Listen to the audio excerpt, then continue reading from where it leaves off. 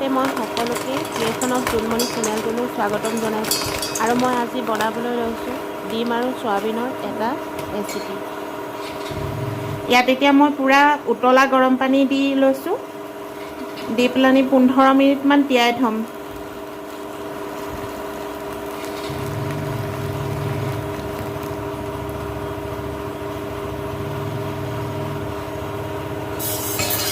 এই ৰেচিপিটোৰ বাবে মোক লাগিব কেইফুটামান নহৰু, পিঁয়াজ আৰু কেইডোখৰমান আলু কাটি লৈছোঁ মই, আৰু বিলাহী, আদা, কেঁচা জলকীয়া আৰু গোটা গৰম মছলা।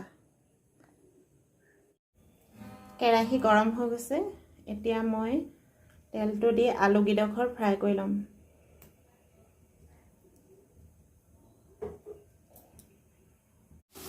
এয়া দেখিছে, মই অকণমান নিমখ আৰু হালধি দি আলুকেইডোখৰ ফ্ৰাই কৰি ল'ম।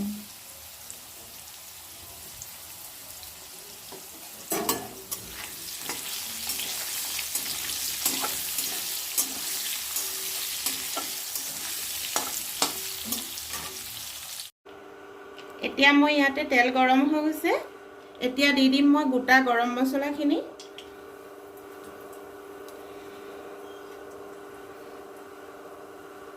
তাৰ পাছত দি দিম পিঁয়াজখিনি,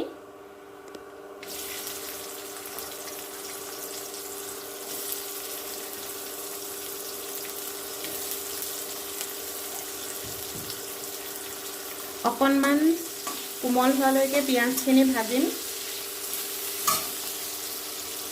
পিঁয়াজখিনি কোমল হৈ গৈছে, ইয়াৰ পাছত দি দিম মই আদাখিনি, কেঁচা জলকীয়া, নহৰু আৰু বিলাহীখিনি।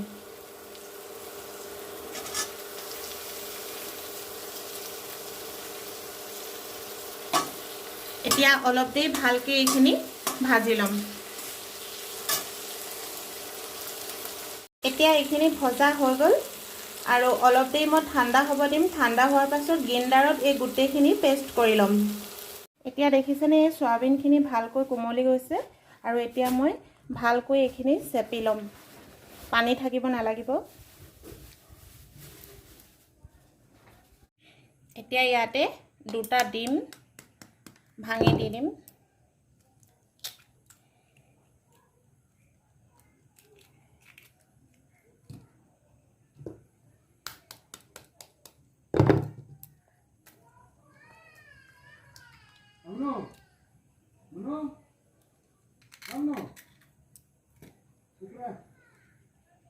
তাৰপাছত দি দিছোঁ অলপ জিৰা ধনিয়া গুড়ি আৰু অলপ ৰেড চিলি গুড়ি আৰু নিমখ। এতিয়া এইখিনি মই ভালকৈ ফেটি ল'ম। এয়া দেখিছেনে, সানি লৈছোঁ মই ভালকৈ।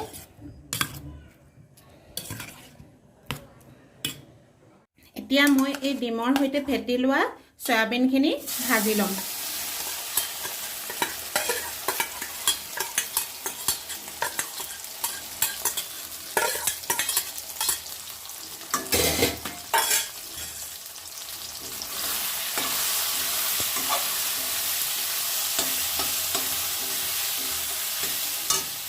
এইখিনি এতিয়া মই 2 মিনিটমান ভালকৈ লৰাই ভাজি ল'ম। চয়াবিনখিনি ভজা হৈ গৈছে, এতিয়া উঠাই লৈ পিনে মই আকৌ কেৰাহীত তেল দি ল'ম। এতিয়া কেৰাহীত তেল দি মই এই আদা নহৰুৰ পেষ্টখিনি যে কৰি লৈছিলোঁ, এইখিনি এতিয়া দি দিম ইয়াতে।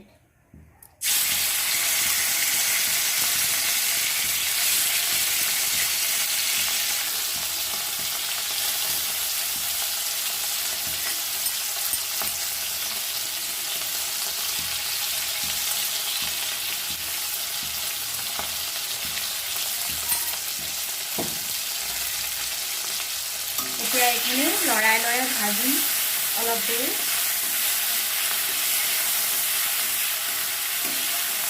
ইয়াতে দি দিম মই আন্দাজ অনুসৰি নিমখ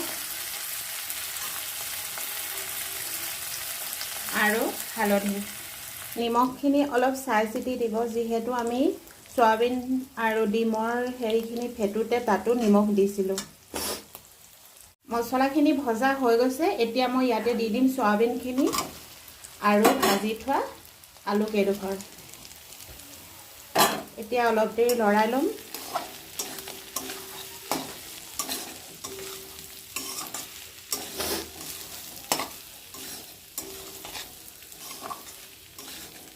দেখিছেনে কি ধুনীয়া কালাৰ উঠিছে। এয়া ভজা হৈ গৈছে আৰু এতিয়া মই ইয়াতে ঢালি দিম গৰম পানী।